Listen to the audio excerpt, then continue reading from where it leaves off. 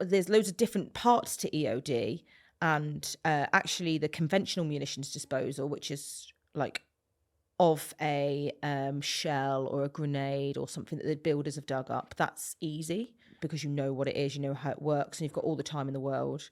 But when it's an improvised device, you don't really do a lot of them for real, because in the UK you don't really have that many. You may have a few hoaxes which somebody's put out to cause disruption, or you may have falses, which is something that's been called in unnecessarily. It wasn't anything to start with. You only really learn the IEDD part of it, the improvised explosive device disposal part of it, by doing training tasks. And some of these tasks can be really mental, because the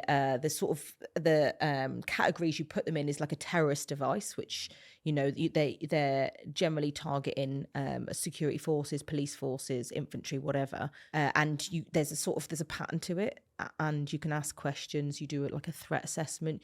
You figure out why they're being targeted, and then work out the type of bomb they would put there.